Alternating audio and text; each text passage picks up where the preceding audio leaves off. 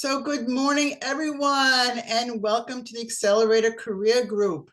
If I have not had the pleasure of meeting you yet, I am Mindy Stern.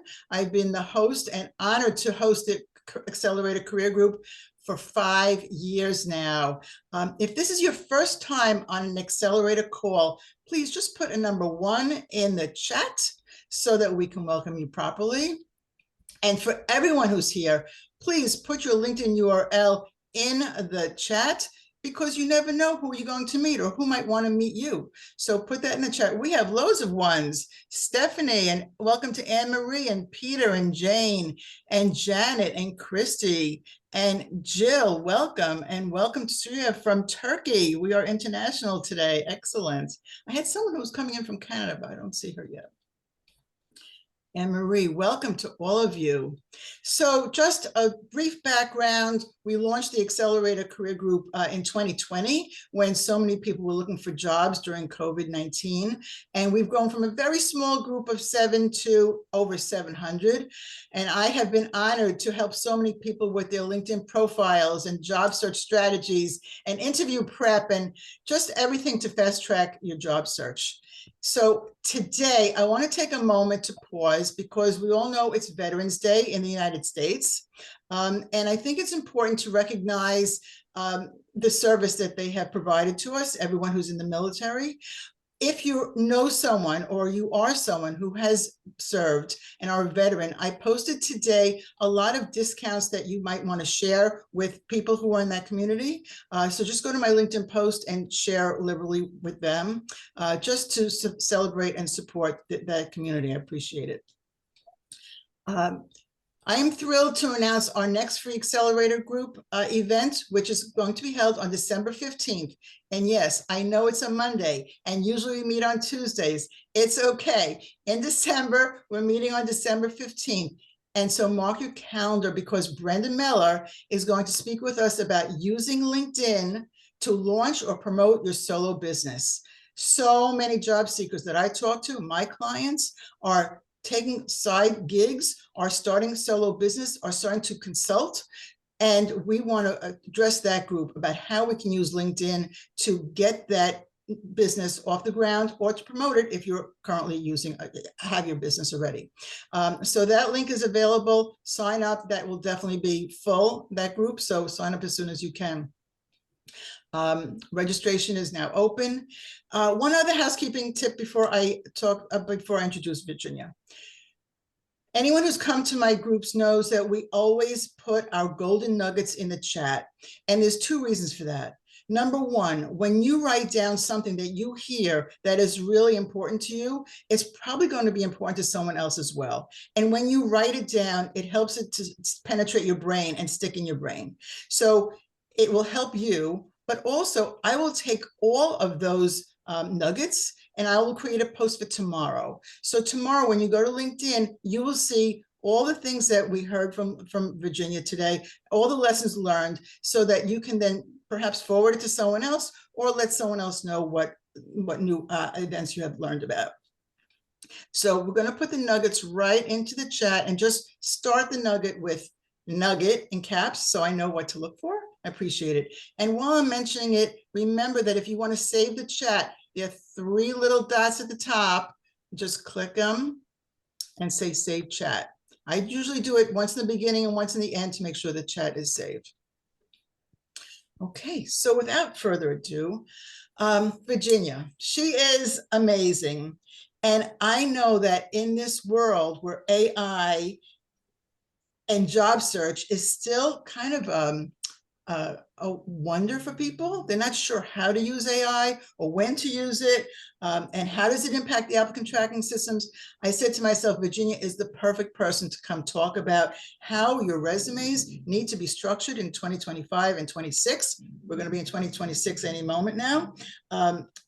To show us what we need to do differently. Maybe it's different than what we used to do a year or 2 ago, but it's super important to talk about. And so I asked Virginia to come back. This is an encore performance for Virginia. She comes back almost once a year, right around November time. I think that's pretty much her favorite slot. And you get to ask Virginia anything you want. Can you imagine? Virginia is a former president of the National Resume Writers. You get to ask her whatever you want for free. When you get that kind of opportunity, it's very, very rare. So please start thinking about your questions. I'm going to start because I have a couple of questions that I want to get through to Virginia first. When you are thinking about your questions, I'd like you to do two things. Number one, put your question into the chat, because in case we cannot get to everyone's questions, either Virginia or I will get back to you after the meeting. And raise your hand so that we can call people in order. And the raised hand looks just like that. And it puts you first in the box. Okay. So if you are ready to, if you would like to ask a question, feel free to raise your hand, put it in the chat. If you're too shy to speak, put it in the chat and I will say it for you. And Virginia also is keeping her eye on the chat. I see that Jeff Young asked a question as well. Beautiful.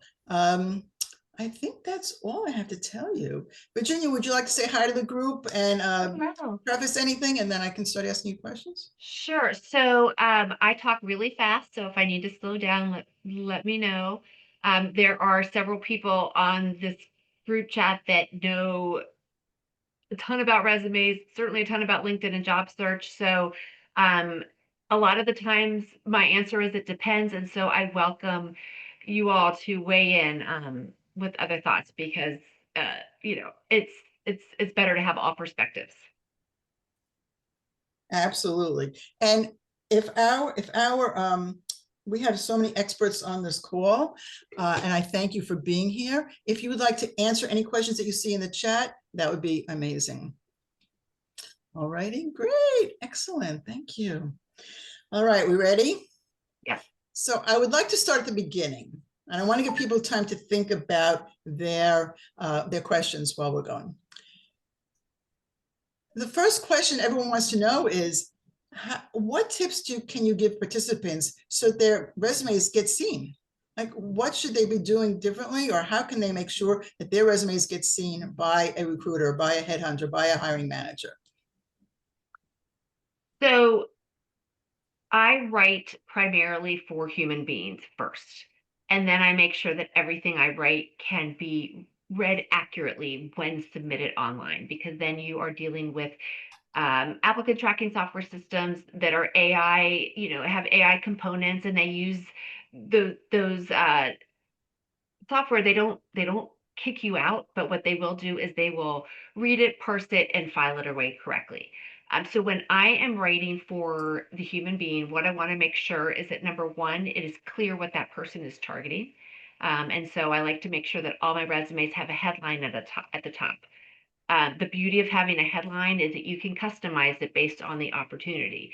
If you are responding directly to a job posting, there's often a job title on there. So by aligning with that job posting, you're helping to set the stage. If you add an industry term to the front of that headline, suddenly you're an industry expert, remove it, you're industry neutral. So those are minor things that you can do that can really impact the reader. The next thing I want to make sure that the reader sees is a summary section that gives some detail and shows the reader why it makes sense that you're a good fit. What I don't want that section to have is a lot of fluffy adjectives. Adjectives worked great until about 2013, 14, and then everyone started using them, and now they don't pack a punch, and when people see them, they tend to skip on by. So I want to make sure that the reader walks away with a couple of nuggets of information that are specific to that person's career. And that way, if they read nothing else except for that headline and that paragraph, they know what you're targeting, why it makes sense that they're a good fit, and there's a couple things about you that are memorable. Then I go to the experience, and I want to make sure that it is clear what the job title is, what the company name was, a brief descriptor about the company if it's not well known. And then I want to make sure that the very first bullet that I see is something that is really impactful. A lot of people make the mistake of burying their accomplishments below a bunch of responsibilities. And when you're dealing with skim readers, I often only read the very first one. The other thing that I really look for now, which I really was not something I needed to consider, 10, 12 years ago, is that people are reading these on mobile. Digital reads are often the norm at the beginning, and people still go old school, but it doesn't. They don't tend to print out until a little bit farther down the road. And so you've got to write for an online skim read. Luckily, everything you write for digital prints out fine. The problem is that documents designed the way we were taught to write in high school, they're brutal to read on mobile. And so you've got to have white space, and I can talk through all of that. But I run every resume I write past my phone, and if I can't scroll and sort of get the salient points, then I go back to the drawing board. Cool. That's really, really good information. You talked about no fluffy adjectives. Can Mhm. you give us an example of a fluffy adjective? Would that be Sure. like, People will say exceptional track record for something. They'll say seasoned executive with blah, blah, blah experience. Um, those are two perfect examples. If I, rather than say seasoned, I'd rather say executive who has worked at this, that, and the other company, or who has lifted P&Ls 3x. That shows that you're seasoned, and it gives the reader a really quick sense um, of some details. yeah, for me, the word seasoned tells me I'm Mhm. thinking about steak or fries. Right. I never use the word seasoned. And if everyone on this call just stops using the word seasoned in their resumes, that would be a step Yeah. up. Okay. Yeah. Because seasoned, if you're going to use it, says to people that you are uh, senior. They That's don't right. they don't read it as experienced. They read it as senior person. So just That's right. drop the seasoned. It's doesn't help you. Yeah. The reason why the components that I outlined are so important is that you're dealing with two audiences. The one is the like recruiters and HR people, and then you're dealing with the hiring manager. Those first two audiences often read in an F pattern, which means they're going to look at the headline and then they're going to scroll down to the left and they will look at the company name, the job title. So you need to be make sure that that's clear. And then hiring managers then read in an H pattern. So they're going to look at the headline, then the summary, and then they'll look down at the experience. So by following the steps that I outlined, you're appealing to both of those types of readers. That's beautiful. Perfect. Thank you. Okay, so let's shift over to, I don't see any questions yet, so I'm going to keep going until I see a question. Yeah, Jeff Um, had one back when. I don't know. I can't remember what it was. oh, hold on. Hold on. There's 13 new messages. Maybe I skipped one. Hold on.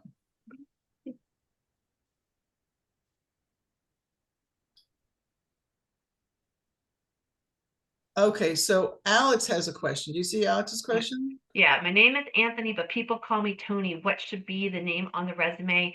How about listing the last name before getting married? Um, so because I'm writing for the human, I will put both. If someone is my husband's Anthony Franco, I'm going to put Anthony quotes Tony Franco. If someone is listing their last name, I'm going to, yeah, I want to know what the person goes by, what's on their, what they're going to put on their what is it, I-9, whatever that form is in HR, and I'll list that. What you need to make sure though is that everything aligns. You don't want your resume to have one name and then your LinkedIn be something totally different because you risk losing that person. Yeah, Yes. the wording and the themes have to be in alignment. Yeah, so definitely want to align the resume with the LinkedIn profile. Mhm. Um, do you want to talk a moment about that alignment? Beside Sure. having the name correctly, as long Mhm. as we're talking about that, um, what else is important to align between the profile and the resume? Sure. So yeah, resumes and LinkedIn should absolutely not be a cut and paste. Number one, you don't want, on resumes, you might share specific revenue figures, shareholder value. You might share that you turned around a hot mess or that the team was in disarray and low morale. That's not something you're going to put up on your LinkedIn, especially when you're currently employed with that company. So you want to, whatever you, bleh. So what I'll do is I will summarize what the person did and what I outlined in the resume. So I might say, elevated the team or grew revenue, grew shareholder value, um, grew the top and bottom line. And so that's giving an idea of what the person did without giving the specifics. The big difference for me when I'm writing LinkedIn is that searchability and visibility is so important on the profile. We know people are using it to search for talent. And so whatever you can do to have the keywords or skills in the right places and with the right cadence can help you. It's the difference between showing up on page 12 and showing up on page 1. I make sure that the top 10, 15 keywords that are aligned with my client's target are the handful are included in the headline at the top. They're certainly included in the skills section. You know, you get 100 skills, try to use as many as you can. That's a really good use of ChatGPT to figure out what skills to include. And then I pepper them throughout the about section and the experience section. The other thing that I'll do on LinkedIn is I will use the market value titles. I think they're called. Maybe a LinkedIn expert can say that, but basically it is the title that is in the LinkedIn drop down box when you are completing the experience section. So if your title is VP strategy in your business card, but LinkedIn says vice president strategy, that's what you should put.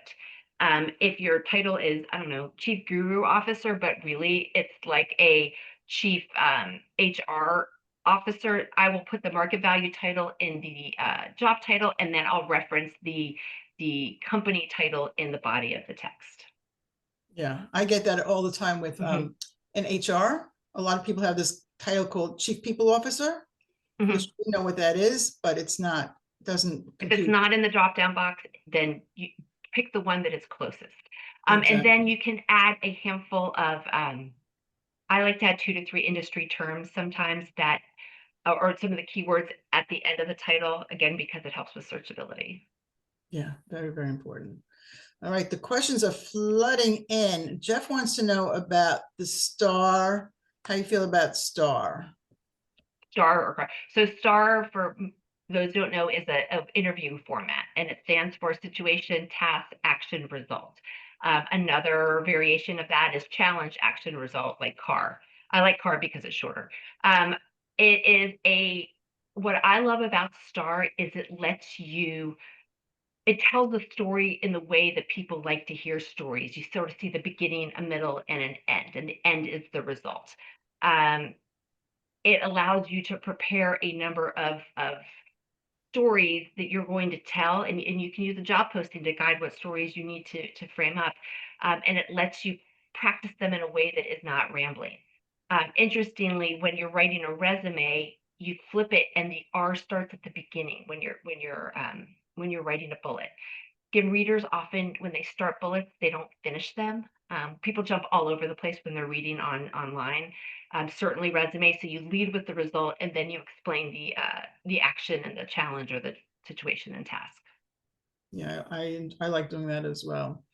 Al Smith wants to know, do you like a separate section above the fold that lists core competencies or accomplishments? Do you do that separately? Do you like that format? It depends. When I'm writing a C-suite one, I really don't.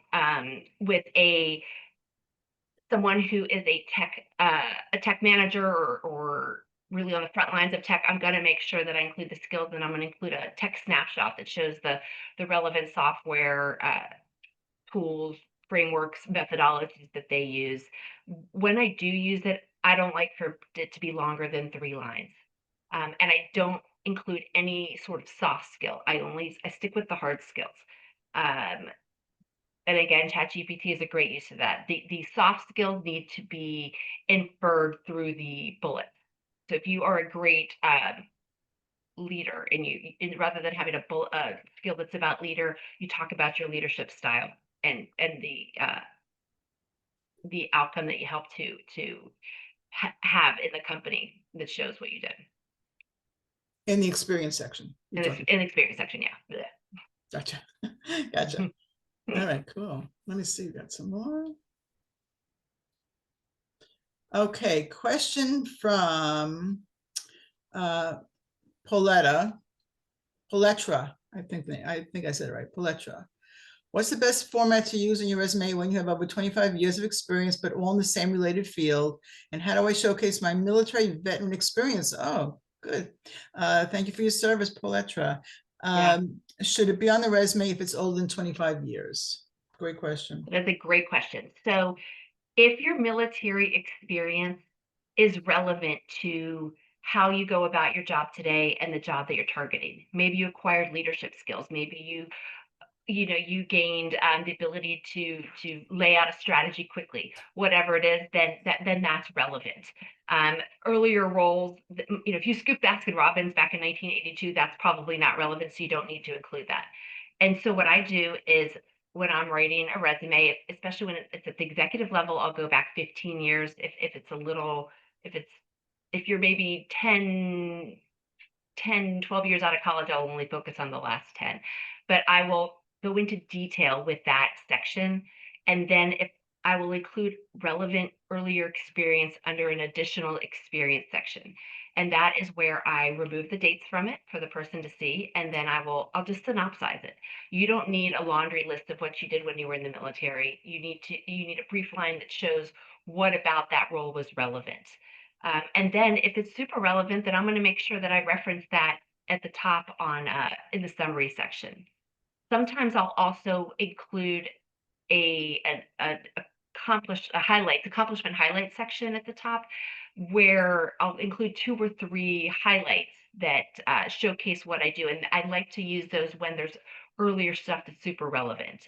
That way, nothing on page 2 gets buried, and you still get to highlight the old stuff. I love that. I love that. That was a great question. Let's see. Oh, Kenneth Lang wants to know about job gaps. Mhm. What do you do about those? So if the job gap happened 8, 10 years ago, it's not relevant. What I will do if the last 10, 15 years, if there was a big, if it's a gap that can be camouflaged by removing months, I'll do that.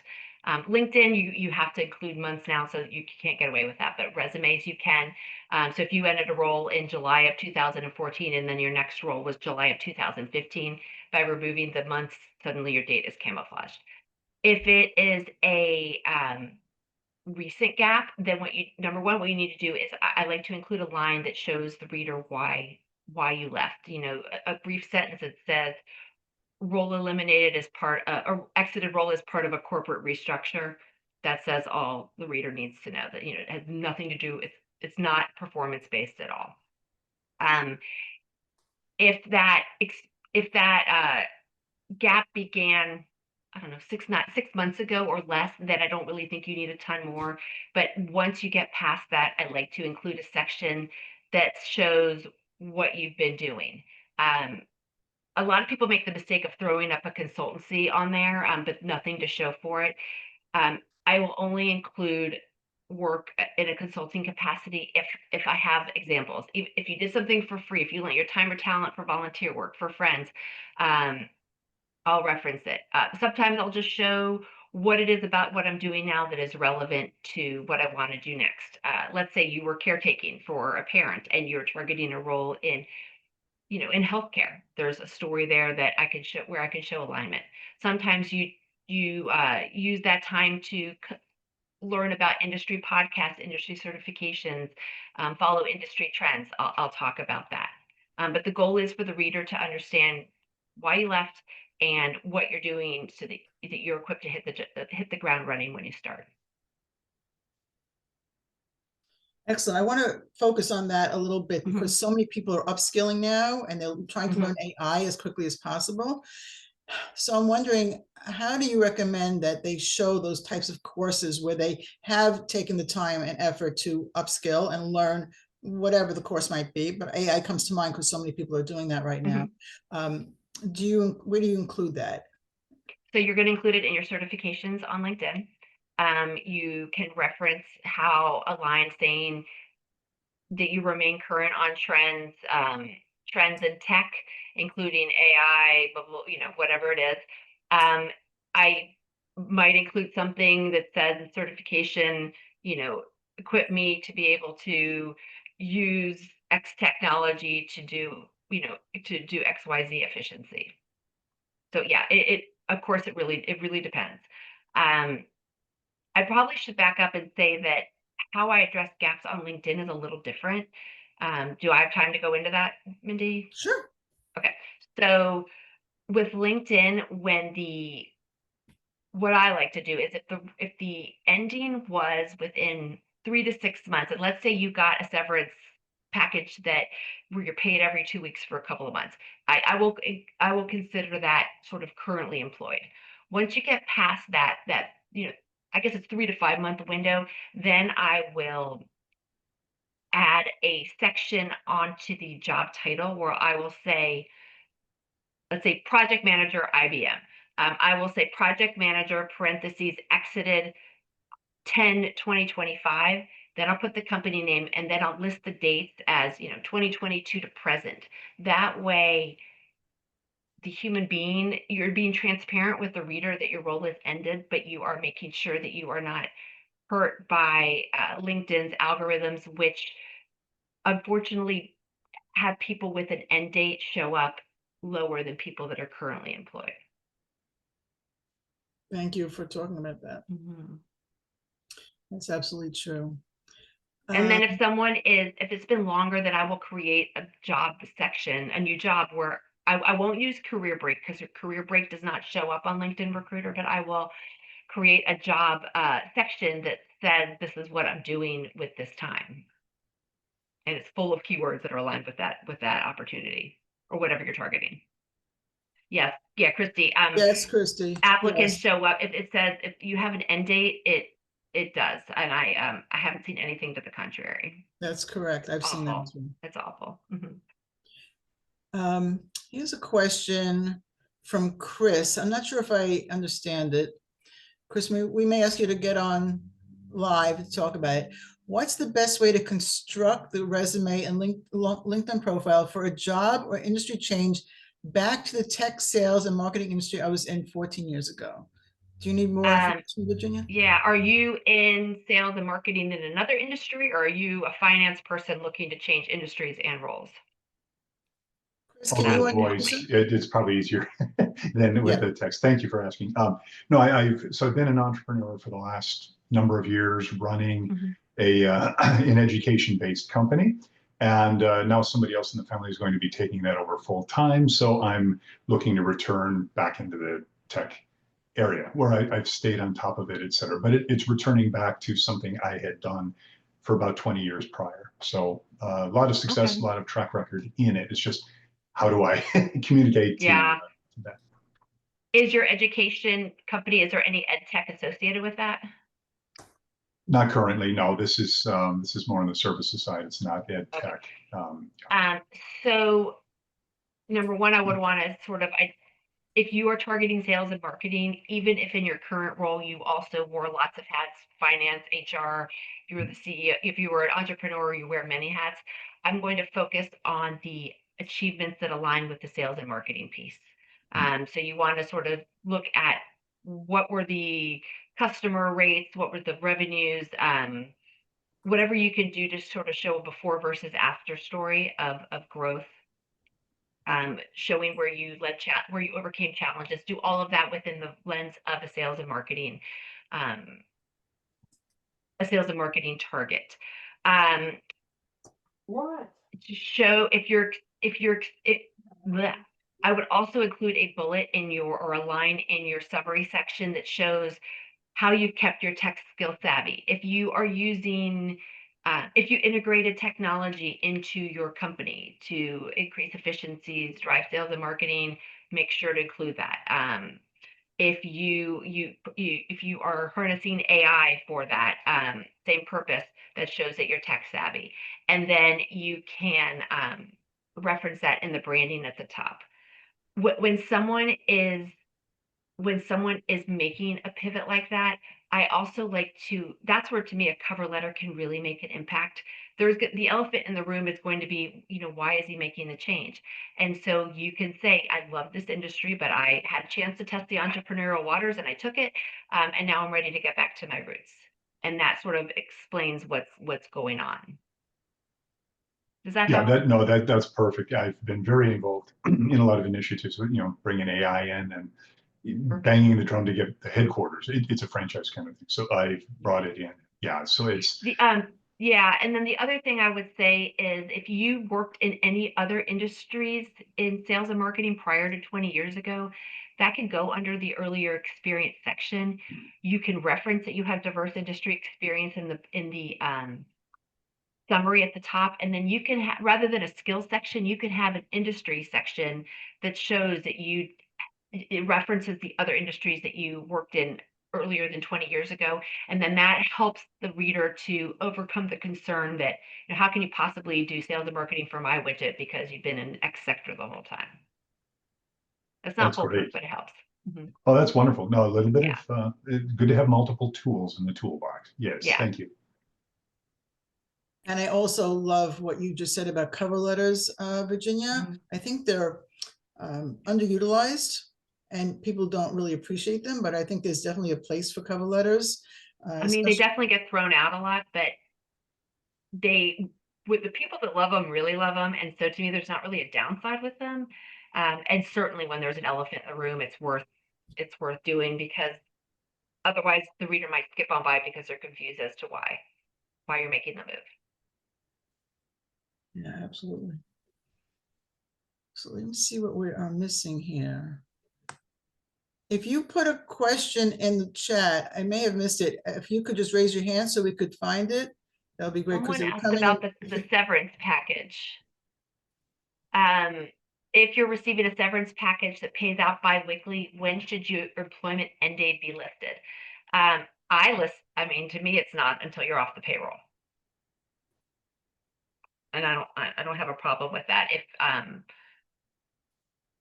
But if you really want to be clear that if you have an open to work banner, you're not gonna not explain that. So that's where you can list the exit date at the end of the job title. Excellent. Thank you, Virginia. We have 2 hands raised right now. Daryl, would you unmute yourself and ask your question, please? Hi. Yes. Can you hear me? We hear you fine. Yeah. Yeah. Sorry, I'm camera shy today, but That's okay. so my question is, I was concerned about having a gap in employment, and so I actually did start a company with my wife, and we're serious about it being a real company someday. It's just hasn't gotten off the ground yet, but I figured it would be a good way to at least show that there's no gap. But my question is that a good thing to put on your LinkedIn profile, or is it kind of lower your priority because they assume you have a gig already? So what I would probably do with that role is I would, number one, make sure that any achievements that you're listing are tied back to what you're targeting. So again, you're probably wearing lots of hats. Focus on the bullets that are aligned with what you're targeting. So if you're a finance person, make sure to highlight the finance pieces. You can say that you took this on as a fractional opportunity or as a temporary opportunity to stand up an organization. You don't need to say it's a family run business. You can just sort of explain, that you lent your talents to support this. And once it's up, once you've stood up the framework, then you get out. But that you harness that earlier expertise to do that. Okay. And Daryl, I'm just going to add something to that. Many, many, many job seekers are in your situation right now, and many job seekers are taking other opportunities while they're looking. I would say half my clients are doing that. There's no shame in doing that. Plus, it gives you something that you are currently doing. So if you can focus on what some of the features of what you are doing currently that would propel you into your next, full-time role, then that's a perfect situation. So you say you're this and this consultant, you are doing such and such, and these are the skills that you now have. There's no shame in that, and it's perfectly acceptable and a great opportunity to do that. So, and you can say that you're capitalizing on the time that you have to do this. Absolutely. Right. Okay. Thank you. Oh, you're quite welcome. Thanks for asking the questions. Good one. All right. Our friend from Turkey has his hand raised. How can we help you, Surya? You're muted, sir.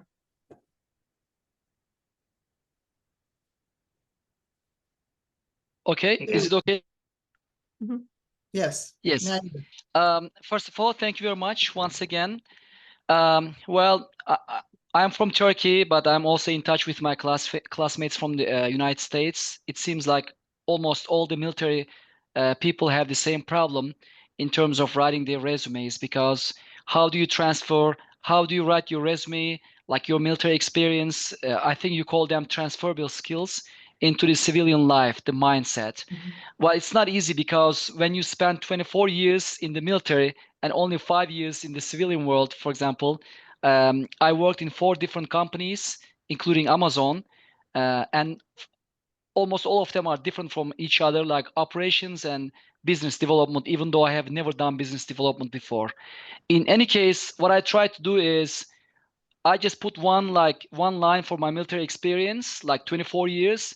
I just summarize them using how, for example, I have operations research background, master's and also normal graduate degree.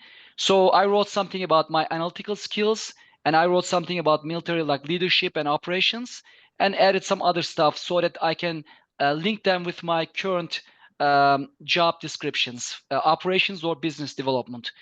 But in any case, I have, despite applying for so many positions, sometimes when I look at the position, I think it's a perfect match for me, but I keep getting the same, I call them the stupid response. Dear Sreya Ardic, we regret to inform you that this and that, while your resume is impressive, we have found other candidates who more closely match the qualifications. And I think it's just probably it's just a lie. They have not checked my resume. Some people told me that um, they have some certain filters. For example, if you are above 40 years old, 45 years old, whatever, they say they will cut you out. I don't know if it's right or wrong, because I never receive constructive feedback, only a negative response. Or is it just because I need a visa sponsorship? So it's very difficult for me. My question to you is, if I keep getting the same response, does this mean that they have really checked my resume? Or I don't know, what else should I do? Is it possible to contact the recruiters? And how do you get a feedback? Is it possible to get feedback from the recruiters? Thank you. So I'll try to answer all your questions. So it's very hard to get feedback because companies need to protect themselves, and if they give brutally honest answers, then they risk getting in trouble. If you're applying online and you get an immediate thanks but no thanks, what that tells me is that probably there was they call them knockout questions in the job posting. Knockout questions are things that if you don't respond the way the question wants, then you're going to get an auto rejection. When I'm looking at a job posting, the signs I look for are words like at minimum, must have, and you better meet 100% of those requirements if you're applying online. You should have, I wouldn't go after an online opportunity unless I met 100% of the must have and then 75% of the nice to haves. The other thing that's happening is that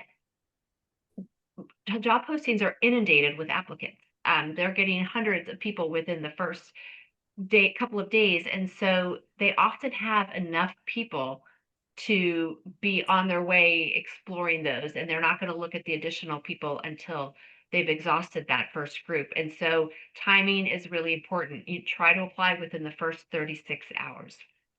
Okay. I am a huge proponent of bypassing applying online wherever you can as your first point of entry, because what's also happening is that especially in a big company, when a hiring manager has an opportunity, while they're going through HR and building the job posting and getting all the approvals for it to be published, they are looking at people and they're saying, "Hey guys, I need someone. Who do you know? Who do I know?" And then by the time the posting has come out, those discussions have happened, and there might be a pre-qualified pipeline of people that have an advantage over you. And so what I would recommend is, if you need a visa, then and you want to live in, I don't know, New York, then I would consider identifying 20 companies that meet those requirements and then reverse engineer and say, who do I know? Who do I need to know?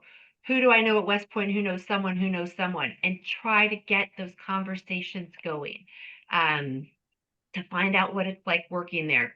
And when you're having those conversations, you are telling the person, this is what I'm targeting. These are the kinds of companies I'm looking at.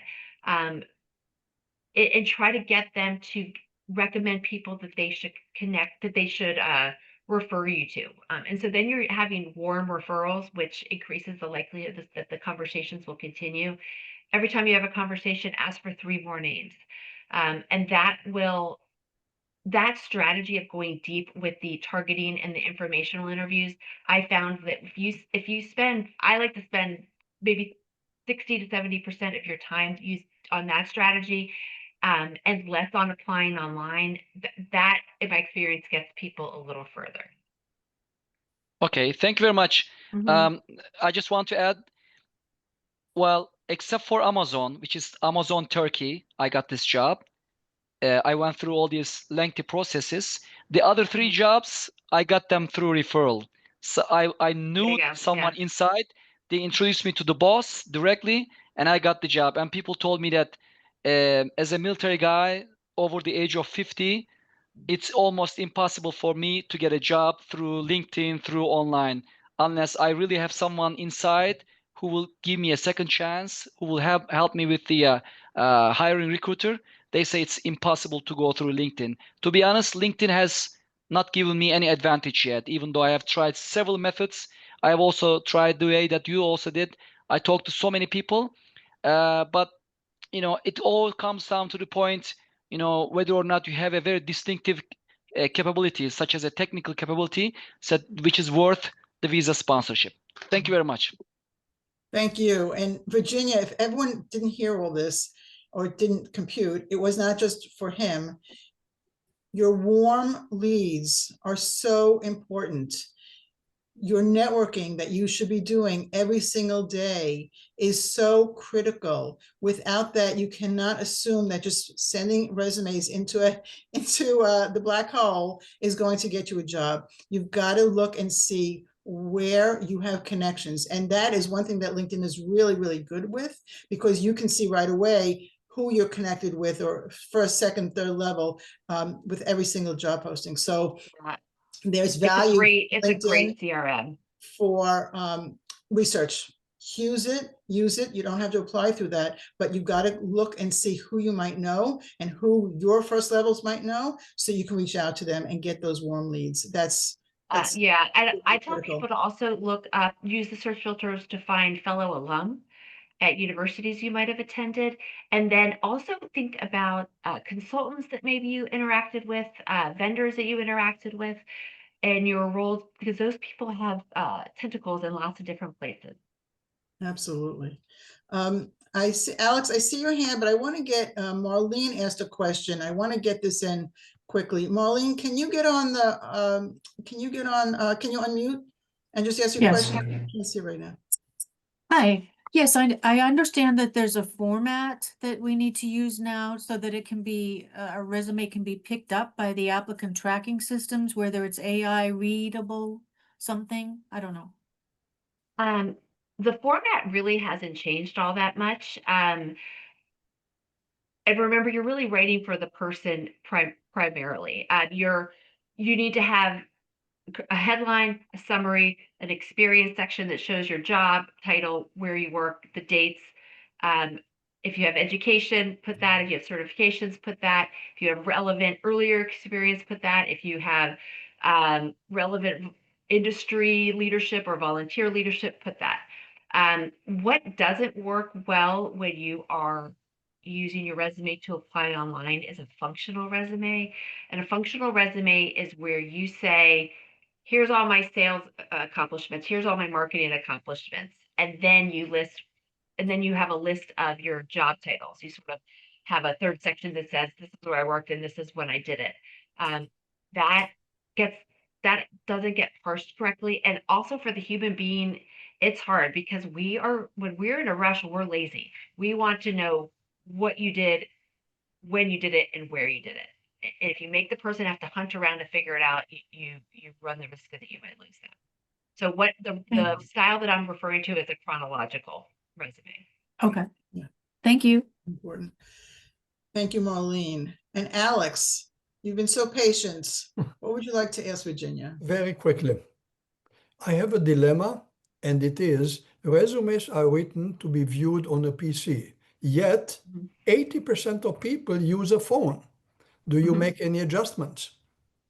I do not. What I do is I write for the hardest thing to read from and know that if it can be read by that, it can be read anywhere. The principles that I follow, and I do this with LinkedIn as well, because we know that it's over half of users are using mobile now for that. I keep my bullets to 2 to 3 lines. Longer than that, a 2 to 3 line bullet on a big screen or on paper turns into a 6 or 7 line bullet on a phone. And when we're in a rush, our eyes bleed when we try to read really dense text, and then you run the risk that we're going to skip it. I always say when people have when you see those a contract in a service agreement when you're doing something online and it says check here and it's got all the legal junk, no one reads it because it's all crammed together and they know what they're doing with that. So 2 to 3 lines with your bullets, and then I make sure to add space in between each and every bullet and paragraph. 0.5 on Microsoft Word is usually enough. It's sort of like my pinky on a screen. That white space tricks the eye into thinking, well, this isn't that hard. It's easy to look at. I also, if I have more than 5, maybe 6 bullets, I'm going to break them down into subcategories, because when someone sees 10, 11 bullets, it has the same effect as dense text does. The other thing that I do to appeal to online readers, whether it's mobile or desktop, is that I front load whatever I'm writing. I put the good stuff at the beginning of the sentence because, as I alluded to earlier, skim readers don't always get to the end. I am really strategic in terms of how I order the bullets. I put the most impactful thing I want to show as bullet number 1. And then I'll put what's secondarily impactful at the bottom, because when we're in a rush, we're chaotic. We'll read the first bullet and then we'll read the last bullet, and then we might read the other stuff later down the road. I will use some minor design elements like bolding, shading, capital letters to draw the reader where I want them to go. So my headers, like experience, education, those I might do a color so that the reader easily knows where those sections are. If I want to highlight that someone has name cachet, that they have worked with companies where the name is really powerful based on what I'm targeting, I might bold those, or I might put those in all caps. If I want to show the titles, or maybe that's more relevant than the company names, then I'll do the reverse and I'll make those more prominent. Thank you. Good question. Okay, we are running low on time. We have about 5 minutes left. Christy has her hand up. Christy, you're up. We're going to go to. I just wanted to kind of have a follow-up question for Virginia on the front loading of the bullets. I know that's a great strategy that works really well. Similarly, how do you feel about starting the bullet point, labeling the skill or area of expertise that you're demonstrating in that bullet point? Do you think that is effective as well? So that's a really good point. When I work with a client, I ask to see a bunch of job postings, and when I see job postings where where they will categorize things according to the skill, then I'll use that approach, where I will bold that, and again, that's sort of inserting additional keywords, but that's where the eye is going to go as well. So it depends, but it's a really good technique when it's clear that that certain skills are called for to the point where they're outlining it on a job posting. Good question. Good question. I hate that the answer is always it depends, but it is. Actually, you only used it depends 3 times today, Virginia. Oh, you're counting. Okay. Pretty good, because a lot of things do depend on your experience. It depends on what you're applying for. Yeah. And One thing that we haven't talked about, and I just want to drive a point home, Virginia mentioned it briefly, we need to be agile with our resumes, meaning that you need to be able to tweak your resume for the job. Virginia mentioned it when she talked about that title bar. We want to make sure that they understand that we understand the pain points of that particular role. And the way we find that is in that job posting. Job postings are your best friends. They have gold in them. They tell you what they're looking for. The treasure map. Yeah. Map to the It's like a treasure. treasure map. You have to know how to read it, but it is it's where the treasure lies. And so tweaking your resume to conform with, mirror their language is very, very valuable. And it doesn't mean you have to change your whole resume each time. Absolutely not. Probably, I don't know, maybe it's 3% of your resume, but you want to make sure that you, what would you say, Virginia? Yeah, I try to make sure that what I write is 95% ready to go. And with minor changes, maybe you move a bullet that you had as bullet number at the bottom, maybe you move it to the top, you change the headline. If you have a skill section, if that job posting calls the skill something different, then you can reference that. Exactly. So just be nimble and remember that speed is not the goal here. The goal is to get hired. And so, yes, you can get through more resumes, more applications quicker if you just do the same resume each time, but it will be better and more beneficial for you if you tweak it slightly to mirror the job posting exactly. Can I answer Sandra's question about remote work? You see that in No, there? I don't. We didn't talk about remote work. She said that it's been almost 6 years since COVID happened. She's been told several times that remote work is not a possibility, even though the roles have remote as their location. Should I keep trying and applying? Remote work is at an absolute premium right now, and so you are competing with the masses. So one strategy that you might want to consider is going after roles where when you go to LinkedIn and you see that maybe people are located in lots of different areas, there might be an opportunity for hybrid. And so what I've seen people do is go after a hybrid role, and then once you've established trust, then it works its way into being more remote. If you are absolutely, it has to be remote, then you need to make sure that you are showing how you use the remote technology, how you've been able to work seamlessly and collaborate, even though it's digitally. If you have to work across time zones, you need to show that. You really need to speak to how the remote work is not, your remote experience would not be a hindrance. But it is a lot harder, so. Absolutely. Virginia, this has been so fabulous. I apologize if we missed anyone. I would love everyone to give Virginia some love. If you have a reaction button, let's all give her a shower of love. I'm sending you guys love. It's a hard market out there. And I'm so glad you're doing groups like this because job search should not be done alone. It's not intuitive. It's hard as heck. And you need someone to celebrate the wins and lift you up when things are rough. Absolutely.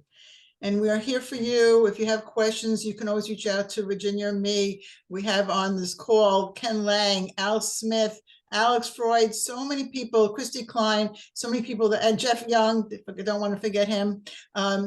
So happy to be with you guys. And so Linda Brubaker, Carrie Bryson, I didn't see you. Jeffrey Ullman, I just saw you. So many people. Did you get Ken? There's a couple, yeah. So many people who are here and willing to help you and happy to help you. You are always welcome. Please join the Accelerator Career Group. We have a private LinkedIn group. You are welcome to join us. If we don't have that link in the chat, if we can put that in, because we have all of our information there. We will be the first ones to see our next event. Links are there for you. So please join us, and please remember to mark your calendar for December 15th, when Brendan Mello is going to help you and all of us to learn how to focus on our solopreneur careers on LinkedIn. That's it for today. Thank you for being here with us. I wish you all a quick job search. I hope next time you're all employed. Take care. Thank you, Take care. Virginia, so much. Thank you so much. Thank Great you, questions, thank you, guys. thank you. Thank you. Greetings from Turkey. Bye.